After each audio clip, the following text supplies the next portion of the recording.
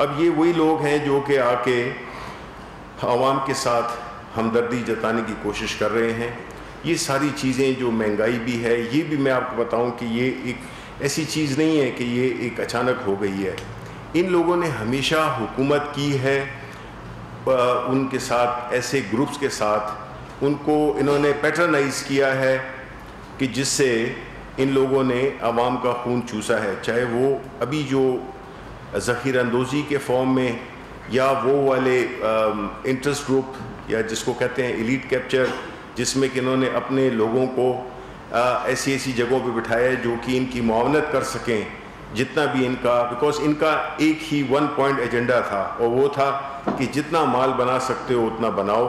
اور اس ایک آبجیکٹو کو حاصل کرنے کے لیے انہوں نے ہر ادارے کو استعمال کیا, ہر ادارے کو کمزور کیا تاکہ وہ فیسیلیٹیٹ کر سکیں. وہ ادارے جن کا کام ان چیزوں کو روکنا تھا, چاہے وہ منی لانڈرنگ ہو, چاہے وہ شوگر پرائسز میں اس کی جو ایک مینیپولیشن ہے وہ ہو, اسٹیٹ وہ FBR ہو, جتنے بھی ادارے تھے اس میں انہوں نے ایسے لوگ بٹھائے جو کہ ان کی معاونت کرتے تھے, جس کی وجہ یہ ہے کہ اس سے جب نتیجہ یہ ہوا کہ جب ملک پہ کوئی بھی ایک زور پڑے تو اس میں اس کی جتنی بھی کمزوریاں ہیں وہ بالکل سامنے آ جاتی ہیں. جہاں تک انہوں نے ذکر کیا کہ وہ اشرافیہ کے لیے, ہم اشرافیہ کے لیے کام کر رہے ہیں, تو یہ سن کے تو ظاہر ہے کہ آپ کو بھی ہنسی آئی ہوگی اور ہمیں بھی آئی کہ جو لوگ جو کہ سارے اشرافیہ کے نمائندے بیٹھے ہوئے تھے وہ ہمیں یہ طعنہ دے رہے تھے کہ ہم اشرافیہ کے لیے یہ کام کر رہے ہیں, جبکہ آپ کو معلوم ہے کہ جس طرح کے پروجیکٹس پاکستان میں پرائم منسٹر عمران خان نے کیے ہیں وہ سارے مڈل کلاس اور کمزور طبقوں کے لیے تھے. چاہے آپ وہ کہہ رہے تھے کہ دوائیاں اسپتالوں میں نہیں ملتی ہیں, تو بھئی ہم نے تو آپ ایسا ایک پروجیکٹ شروع کیا ہے جس میں پاکستان کا جو سب سے بڑا ایک صحت کی پروٹیکشن کا ایک ہے, وہ ہمارا جو صحت کارڈ ہے, جس میں کہ سارے خیبر پختونخوا کو ہم نے ایک یونیورسل کوریج دی ہے, جس میں کہ ہر غریب آدمی جا سکتا ہے اپنے علاج کے لیے کسی بھی ہاسپٹل میں. یہ تو اشرافیہ کے لیے کام نہیں ہے, انہوں نے تو ایسے کام نہیں کیے. ہمارے BRT پہ بڑے طنز ہوتے تھے, وہ بھی اللہ کا کرم ہے کہ ایک بہت ہی کامیاب تجربہ بن کے وہ ابھرا ہے, اور پشاور کے لوگ, کیونکہ میرا خود بھی تعلق وہاں سے ہے, انتہائی خوش ہیں. وہاں پہ ٹریفک کا نظام بھی بہت بہت بہتر ہو گیا ہے, اور لوگ اس سے پوری طرح سے بینیفٹ کر رہے ہیں. دوسری بات یہ تھی کہ جہاں تک کہ انہوں نے انرجی پرائسز کا ذکر کیا, تو وہ بھی میں ذکر کرتا چلوں کہ آپ کو یہ معلوم ہوگا کہ یہ جو بجلی مہنگی ہوئی ہے, مہنگی ہو رہی ہے یا بجلی مہنگی ہوگی, اس میں کبھی بھی انہوں نے ہاتھ نہیں ڈالا, یا ان IPPs کو جو کہ معاہدے انہوں نے ہی کیے تھے, جس کی وجہ سے ہمیں آج مہنگی بجلی اور سرکولر ڈیٹ کا سامنا ہے. یہ وہی لوگ تھے جنہوں نے کہ کمیشنز لیں, کک بیکس لیے, اور ملک کے مستقبل کو انہوں نے گروی رکھوایا. ہم نے اپنی حکومت میں سب سے پہلی دفعہ, کسی اور حکومت نے یہ نہیں کیا, کہ ہم نے ان کو انگیج کیا, ہم نے ان کو ایک ایسے اس پہ لائے جس میں کہ ہم اس جو مسئلہ ہے, جو کانٹریکٹس ہیں, ان میں رہتے ہوئے ہم کس طرح سے اس کی جو قیمت ہے بجلی کی وہ کم کر سکتے ہیں. ایک لمبا پروسیس ہے, لیکن کم از کم ہم نے اس کی ابتدا کر دی ہے, اور ہم ان کو اس سچویشن میں لے آئے ہیں کہ یہ جس طرح کے کانٹریکٹ سائن کیے گئے تھے, ہماری حکومتوں نے کی ہیں, اس سے ہم باہر نہیں نکل سکتے. لیکن آپ کو یہ جاننا ہوگا کہ اس قسم کی مہنگی بجلی عوام اس کے متحمل نہیں ہو سکتے کہ وہ خریدیں, اور جس کی وجہ سے ہمارا, چونکہ انہوں نے تو بنیادی طور پہ ملک کو ایک امپورٹ کرنے والا ملک بنا دیا تھا, یعنی کہ جو انڈسٹری ہمارے ملک میں جو نہیں لگی, جو ڈی انڈسٹریلائزیشن ہوئی ہے, وہ بنیادی طور پہ اس پالیسی کے تھا جس میں کہ ڈالر کو ایک مصنوعی سطح پہ رکھا گیا. 6 ارب ڈالر سالانہ استعمال کیے جاتے تھے ڈالر کو مصنوعی طور پہ کھڑا کرنے کے لیے, اور اس کی وجہ یہی ہوئی کہ جو امپورٹ والی چیز ہوتی تھی وہ یہاں پہ سستی لگتی تھی, تو کوئی انڈسٹری لگاتا نہیں تھا, اس لیے کہ جو امپورٹڈ چیز تھی وہ سستی بن جاتی تھی. تو بہرحال انہوں نے ہر وہ کام کیا ہے جس سے کہ ان کو فائدہ ملے, اور ملک کو ایک مصنوعی چیزوں کا دکھاوا دے کے انہوں نے عوام کو ہمیشہ وہ کیا ہے, عوام کا خون چوسا ہے. تو کہنے کا مقصد یہ ہے کہ ان کی جو باتیں تھیں نہ ان میں کوئی ایک ایسی قابل ذکر بات تھی کہ جس کو کہ زیادہ ہم تو سوچ رہے تھے کہ پریس کانفرنس کو ہم کینسل ہی کر دیں، کیونکہ کوئی ایسی بات تو ہوئی نہیں ہے جس کا کہ میرٹ کرتا ہو جواب دینا. تو اس لیے میں سمجھتا ہوں کہ جو باتیں ہیں اکانومی کے ریلیٹڈ، جو ایکسپورٹس کے ریلیٹڈ ہیں، وہ ہمارا اظہر صاحب کر دیں گے. تو جو تھوڑی بہت جو کہیں پہ گیپس انفارمیشن کے ہیں تو وہ آپ پورے کر لیں احمد اظہر کے ساتھ. بسم اللہ الرحمن الرحیم. بہت شکریہ شبلی بھائی. سب سے پہلے تو میں نون لیگ سے یہ پوچھنا چاہتا ہوں، اپنا بھی جواب دوں گا جو آج انہوں نے اٹھائے ہیں سوال، کہ کیا یہ مجرمانہ غفلت تھی یا جان بوجھ کے معیشت کو دیوالیہ کی دہلیز تک دھکیلا گیا اپنے دور حکومت میں؟ ایسا نہیں ہوا کہ آپ کا کرنٹ اکاؤنٹ خسارہ تاریخ کی بلند ترین سطح پہ ایک دن میں پہنچ گیا ہو. اس کے لیے بڑی محنت کی تھی نون لیگ نے. ایسا نہیں ہوا کہ آخری 17 مہینے میں نون لیگ کے آپ کے فورن ایکسچینج کے ریزروز آدھے رہ گئے ہوں. ایسے نہیں ہوا کہ 5 سال میں ایکسپورٹ کی جو گروتھ ہے وہ 0%، صفر بھی نہیں بلکہ منفی تھی ان کے 5 سال میں.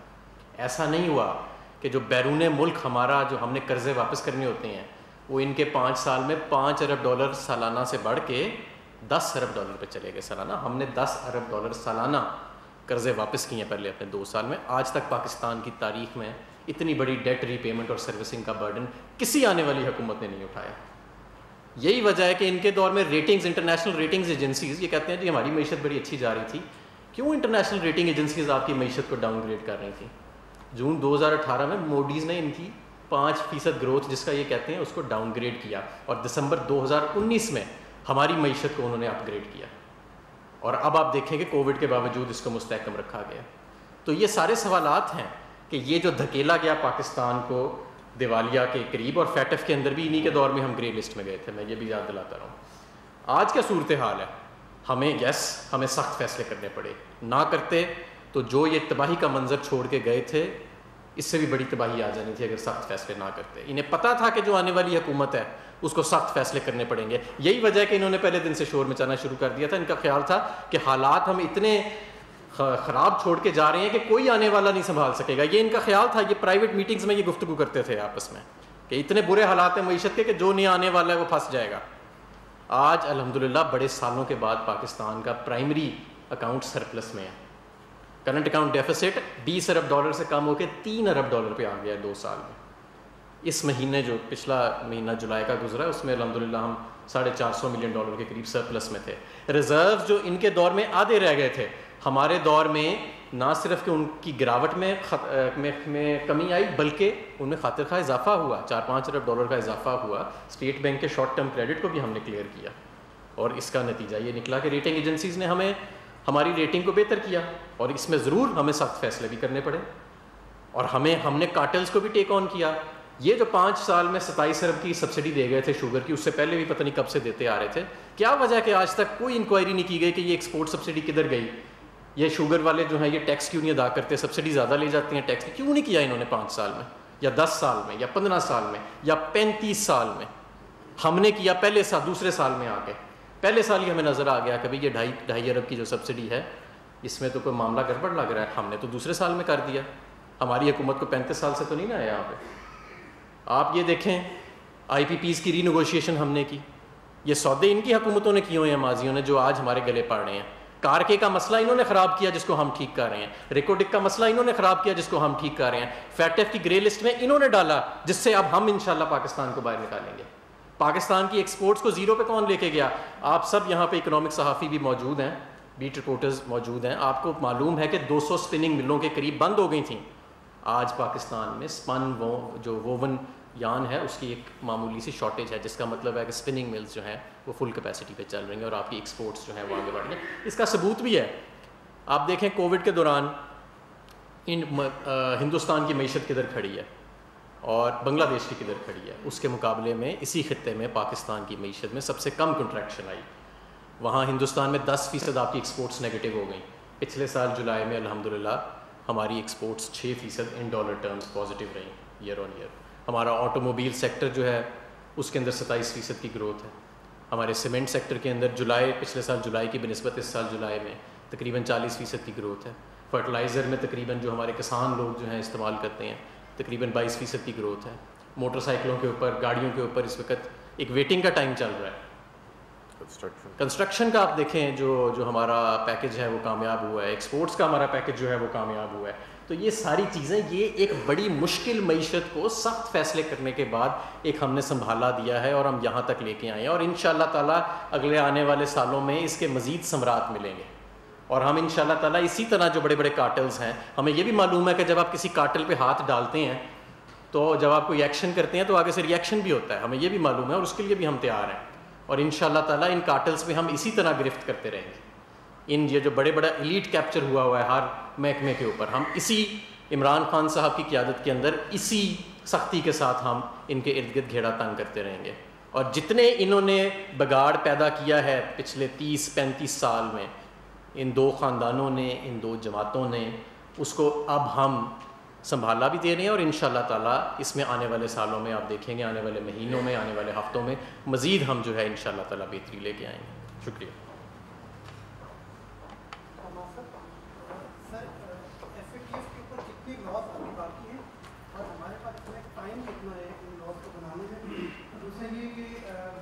چیئرمین ہے یو ایس سی بورڈ کے, وہ بڑے ان کے جو ہے تحفظات ہیں ایم ڈی کی پرفارمنس کے اوپر اور اوور آل نان کرپشن کے اوپر, جو انہوں نے لیٹر بھی لکھا تھا, اس کے جواب میں آپ کی یونیورسٹی نے بھی لیٹر لکھا, تو اس کی جو ہے وہ اپڈیٹ کیا ہے؟ ایف اے ٹی ایف کے جو اکثر آج بھی پاس ہو رہے ہیں لاز پارلیمنٹ کے اندر, اسی لیے مجھے اور شبلی بھائی کو آنے میں یہاں دیر ہوئی, ووٹنگ چل رہی تھی, اور اکثریت لاز جو ہیں وہ میں سمجھتا ہوں کہ پارلیمنٹ سے گزر چکے ہیں, اکا دکا ہی کوئی رہ گئے ہیں. اب ان کو ہم نے آپریشنلائز کرنا ہے. یہ بھی ایک چیلنج ہوتا ہے کہ لاز پاس کرنے کے بعد ان کے رولز ڈرافٹ کیے جائیں جلدی سے جلدی اور آپریشنلائز کریں. یوٹیلیٹی اسٹورز کے اوپر جو اعتراضات چیئرمین صاحب نے اٹھائے ہیں, ہم نے ایک انکوائری کمیٹی بنائی ہوئی ہے اور ان کی انکوائری چل رہی ہے. اور بھی اعتراضات اٹھے ہیں, دوسری طرف سے بھی اٹھے ہیں. ہم سب اعتراضات کو ابو بورڈ رہ کے ہم نے ایک نیوٹرل کمیٹی بنا دی ہے تاکہ وہ جو بھی اعتراضات اٹھے ہیں ان کے آپس میں رہے. میں آپ کو یہ بھی بتاتا چلوں کہ یوٹیلیٹی اسٹورز کی جو سیل ہے وہ بھی 7 گنا اس میں اضافہ ہوا ہے ہمارے ٹائم کے اوپر, اور انشاءاللہ ہمیں امید ہے کہ اس سال کے اینڈ میں وہ آپریٹنگ لاس سے باہر نکل آئے گی.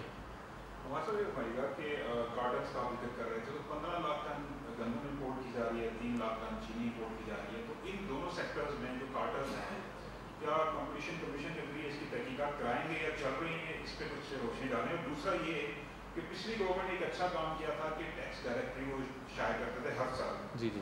لیکن آپ کی گورنمنٹ نے پچھلے 2 سال سے ٹیکس ڈائریکٹری ایشو کرنے کا عمل روکا ہوا ہے پارلیمنٹیرینس کی اور جنرل ڈائریکٹری. اس کی کیا ریزن ہے, کیوں شائع نہیں کی جا رہی ٹیکس ڈائریکٹری؟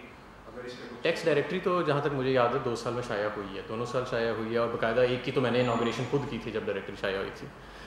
دوسری بات یہ ہے کہ جو آپ نے بات کی گندم کی اور چینی کی, دیکھیں عوام کو ریلیف دینے کے لیے ہم اس کی امپورٹ جو ہے وہ الاؤ کر رہے ہیں. جب یہ امپورٹڈ لینڈ کرے گی یہاں پہ چینی بھی اور گندم بھی, تو آپ دیکھیں گے کہ یہ جو ہولڈرز تھے جو انہوں نے چینی بھی رکھی ہوئی تھی یہ بھی باہر آ جائے گی. اور لیکن ان دا مین وائل ہم نے صوبائی حکومتوں کو یہ سخت اقدامات دیے ہیں کہ ان کے خلاف کوئی زیرو ٹالرنس پالیسی ہونی چاہیے. اور سی سی پی جو ہے, جو سی سی پیز کے اوپر آپ کو پتہ ہے کہ پرانے سٹیز بھی کوئی چل رہے ہیں جورسڈکشنز کے اوپر, اور اٹارنی جنرل صاحب سے ہم نے درخواست کی اور مجھے انہوں نے ایک اچھی نوید دی ہے کہ انشاءاللہ تعالیٰ جو سی سی پی کے جو لیگل معاملات جو آپ سمجھ لیں کہ انہی طبقات نے ان کو پھنسایا ہوا ہے, اس میں بھی بہتری آئے گی. سر دوسری سوال ہے, تو یہ بتا دیں کہ جو امپورٹنٹ آپ کی بیٹ ہے یا شوگر ہے اس کی لینڈنگ پرائس کیا ہوگی, کیونکہ بیٹ کی 2000 من پہ آ رہی ہے تو 1400 تو آپ کا یہاں کا ریٹ ہے, تو وہ سبسڈائز کریں گے. دوسرا آئی ایم ایف کا جو پروگرام ریوائز کرنے آپ جا رہے ہیں اس میں مزید کیا سخت فیصلے ہوں گے؟ شبلی صاحب آپ نے ایک بات کی ہے کہ بجلی مہنگی ہوئی یا ہونے جا رہی ہے یا ہوگی, اس کا کیا مطلب؟ جو آپ نے پہلا سوال پوچھا کہ جو گندم ہے اس کی لینڈڈ پرائس, شوگر کی تو ابھی ماڈیفائڈ ہم نے بڈز مانگی ہیں, بڈز ابھی کھلیں گی تو پھر پتہ لگے گا کہ وہ کیا ہے. اور گندم جہاں پہ دیکھیں حکومت جو ہے وہ صوبوں کے ساتھ مل کے یہ انشور کرے گی کہ لوگوں تک جو اس معاملے کو آگے ٹی سی پی کے ویٹ یا شوگر کو دیا جائے گا اس میں کو بہتری لائی جائے اور اس کے اندر مناسب قیمت کے اوپر رکھا جائے. میں آپ کو یہ بھی بتاتا چلوں کہ ہم پرائیویٹ سیکٹر کی جو شوگر ہے اس کو بھی ہم اب فیسیلیٹیٹ کر رہے ہیں. آپ نے دیکھا ہوگا کہ پچھلے ہفتے ہم نے ای سی سی نے فیصلہ کیا اور پھر کیبنٹ نے اپروو بھی کر دیا ہے کہ جو شوگر کے اوپر ٹیکسز تھے, خاص طور پہ جو ٹریڈرز کے لیے فکس ٹیکسز لگے ہوئے تھے, ان کو ہم نے ریڈیوس کر دیا ہے, آلموسٹ زیرو کے قریب لے گئے ہیں. اس سے بھی شوگر کی جو لینڈڈ کاسٹ ہے پرائیویٹ سیکٹر کے لیے اس سے فرق پڑے گا, اور آلریڈی یہ اقدام لینے کی وجہ سے ہمیں کو ڈاؤن ورڈ ٹرینڈ نظر بھی آیا, اور ان شاء اللہ تعالیٰ اس میں مزید اضافہ ہوئے گا. آئی ایم ایف کی تو مجھے کوئی ایسا علم نہیں ہے کہ ہم کو بڑی سخت ریویژن کرنے لگے ہیں یا کوئی ایسی چیز کرنے لگے ہیں. After paying transportation and everything. جی دیکھیں, بجلی کا سیکٹر آپ کو معلوم ہے کہ جو پاکستان کی اکانومی کا جو سب سے بڑا چیلنج ہے, میں سمجھتا ہوں 2 چیلنج ہیں, ایک ہے پینشن فنڈز اور دوسری ہے پاور سیکٹر. پاور سیکٹر بہت ہی مس مینیج ہوا اتنے عرصے تک. پوری جو مافیاز تھے, جو انٹرسٹ گروپس تھے, ویسٹڈ انٹرسٹ گروپس تھے, انہوں نے اس ملک کو ایک تو سب سے پہلے جو معاہدے کیے آئی پی پیز کے ساتھ وہ انتہائی مہنگے اور ایسے معاہدے کیے جس سے کہ آپ جو کہ سسٹینیبل ہے ہی نہیں. مطلب ہے کہ آپ ایک جیسے کہ 1-1 کلو آپ وزن کسی کے سر پہ رکھتے جائیں اور آخر میں 40 من جو ہے تو آپ رکھ دیں تو وہ ظاہر ہے وہ نہیں برداشت کرے گا. اب وہ تو آپ کا معاہدہ ہوا ہے. اب جب ساورن اسٹیٹ جب بھی کوئی وہ کرتی ہیں, جس میں ہم نے دیکھا ریکارڈ ایک کے کیس میں یا اس طرح کے اور جو انٹرنیشنل ہمارے جو کمٹمنٹس ہوتی ہیں اس پہ آپ پیچھے ہٹ نہیں سکتے ہیں.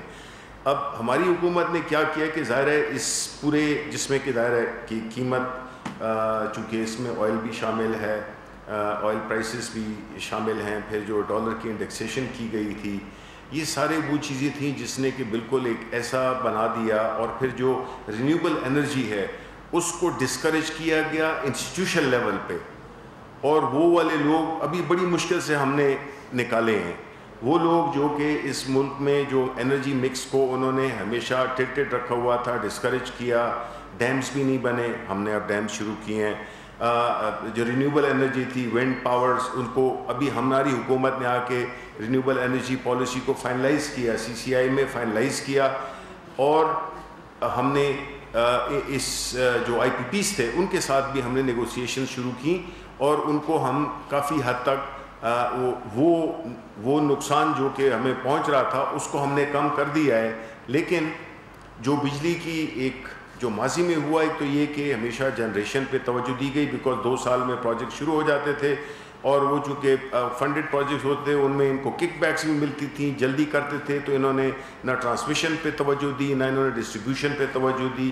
اور پورا جو ایک انفراسٹرکچر تھا جو کہ جس میں کہ لائن لاسز ہو جائیں یا اس میں جتنے جو TND لاسز ہیں وہ سارے بڑھتے رہے. اب اس پورے سٹرکچر کو جس میں کہ ایک انتہائی بہت ہی اوپر درجے کی انویسٹمنٹ چاہیے ہوتی ہے, تو ہم وہ سارا کام اب ہم نے شروع تو کیا ہے, لیکن اس میں ٹائم لگے گا. اور جب ٹائم لگے گا تو اس کا مطلب یہ ہے کہ جب تک ہماری جو لائن لاسز ہیں وہ کم نہیں ہوتے, جو ہماری جو جنریشن پرائس ہے وہ کم نہیں ہوتی, جو ہم نے رینیوبل انرجی کے پروجیکٹس لانے ہیں 2020 سے 2025 تک, پھر 2030 تک, اس کے لیے پوری ایک حکمت عملی بنی ہوئی ہے. تو جب یہ انرجی مکس بہتر ہوگا اور ہمارے ڈیمز بھی بن جائیں گے, تو پھر اس وقت ہم کہہ سکتے ہیں کہ جو ہماری بجلی کی پرائسز ہیں وہ اس میں وہ اپنے جو ریجن میں وہ کمپیٹیٹیو ہوں گی. لیکن اس وقت تک جو ہے تو مجھے جو سچی بات ہے, کیونکہ ہمارا کام ہے کہ آنیسٹلی بات کرنا اور کوئی ایسے جھوٹے وعدے کرنا وہ ہمارا کام نہیں ہے. تو ہم تو آپ کو یہی بتا رہے ہیں کہ اس میں ظاہر ہے کہ تھوڑی تکالیف ہوں گی. بجلی کی جو وہ ہے فراہمی ہے اس میں بھی انشاءاللہ ہم پوری کوشش کریں گے کہ وہ لوڈ شیڈنگ نہ ہو ان علاقوں میں, specially unannounced load shedding نہ ہو. اور جو قیمتیں ہیں اس کا بھی ہم کوئی اب طریقہ کار پہ بات سوچ رہے ہیں کہ کس طرح سے ہم عوام کو ریلیف دے سکیں, اور یہ جو مہنگی بجلی کے جو معاہدے کیے گئے تھے اس سے ہم کس طرح سے چھٹکارا حاصل کریں. سر میرا سوال آپ سے ہے, کیونکہ آپ ایک کمیٹی کو ہیڈ کر رہے تھے اور جو سرکولر ڈیٹ کے حوالے سے تھی, بہت کام کیا آپ نے, ہم نے آپ کی وہ رپورٹ بھی پبلش کی. تو اس وقت آپ نے, اور پھر اس وقت جو منسٹری آف پاورز تھی وہ یہ کہہ رہی تھی کہ ہم اس کو دسمبر 2020 تک اس کے فلو کو کم کر دیں گے. لیکن اب ہم دیکھ رہے ہیں کہ اس کا جو سرکولر ڈیٹ کا فلو ہے وہ بڑھ رہا ہے, اور اب 2200 ارب روپے تک جو ہے سرکولر ڈیٹ پہنچ چکا ہے. تو اس کو کیسے کاؤنٹر کریں گے, کیسے کم کیا جائے گا؟ دیکھیں, یہ میں نے اس طرح آپ سے کہا کہ یہ ایک بہت بڑا چیلنج ہے, اور جب بھی آپ کا جب بنیادی جو بیس ہے وہ جتنا بھی بڑا ہوگا تو اس میں صرف جو ہے جو مارک اپ ہیں اور جو اس کی فائنینشیل کاسٹ ہے وہ ظاہر ہے کہ زیادہ ہوتی جائے گی. جس طرح کے قرضوں کا بھی یہی حال ہے کہ جب آپ نے اتنے قرضے لے لیے تو اس کا پھر سود, جب اس میں سود بھی ایڈ ہوتا ہے تو وہ اس کا سائز بڑا ہو جاتا ہے. لیکن میں یہی کہوں گا کہ یہ ایک ایسا مسئلہ ہے جس میں کہ ہم نے بڑا, اب دیکھیں نا, آپ جس چیز کو بھی اٹھائیں وہ مسئلہ ہے. پینشن فنڈز کو بھی آپ دیکھ لیں کہ یہ کتنا ایک سیریس, اس کا حجم کتنا بڑا ہو گیا ہے. اب اس میں ہمیں یہ بھی دیکھنا ہوگا کہ ہم نے گورنمنٹ کے سائز کو چھوٹا کرنا ہے, ہم نے کیا وہ پینشن فنڈز کس طریقے سے بنانے ہیں جس میں کہ کم از کم جو ہو گیا ابھی سے جو ہے تو کیا اس میں پرائم منسٹر صاحب نے بڑی کلیئر انسٹرکشنز دی ہیں کہ جو پینشن فنڈز ہیں اس کے لیے میکنزم, چاہے ہمیں باہر سے لوگوں کو بڑھانا پڑے, وہ اس کو ہم نے ایک ایسی شکل دینی ہے کہ کم از کم یہ تو مینیجیبل ہو, کیونکہ ابھی وہ ایک ایسی سطح پہ ہے جو کہ مس مینیج ہونے والا ہے. آخری بات یہی ہے کہ جی دیکھیں آپ کہ آپ یہ دیکھیں گے کہ ایک جس ادارے کو بھی آپ اٹھائیں, جتنے بھی یہ مسائل ہیں, یہ ماضی کی حکومتوں کی نااہلی سے, ان کی کرپشن کی وجہ سے آج ملک ایسے حالت جگہ پہ کھڑا ہوا ہے کہ جس میں اس کو بہت بڑے بڑے چیلنجز کا سامنا ہے, اسپیشلی پاور سیکٹر میں. اور یہ اس طرح آپ جس بھی ادارے میں جائیں تو ہمیں یہ ان کو ٹھیک کرتے ہوئے ہمیں وقت بھی لگ رہا ہے, لیکن کمٹمنٹ ہے, ہمارے لیڈر کی کمٹمنٹ ہے. انشاءاللہ جب بھی جب بھی گئے تو انشاءاللہ آپ کو ہم یہ ضرور یقین دلاتے ہیں کہ ہم ایک بہت بہتر پاکستان, ایک بہت ٹرانسپیرنٹ پاکستان, جس میں انسٹیٹیوشنز کام کر رہی ہوں گی, جس میں ادارے کام کر رہے ہوں گے اور لوگ انشاءاللہ خوشحالی کی طرف گامزن ہوں گے. بہت شکریہ.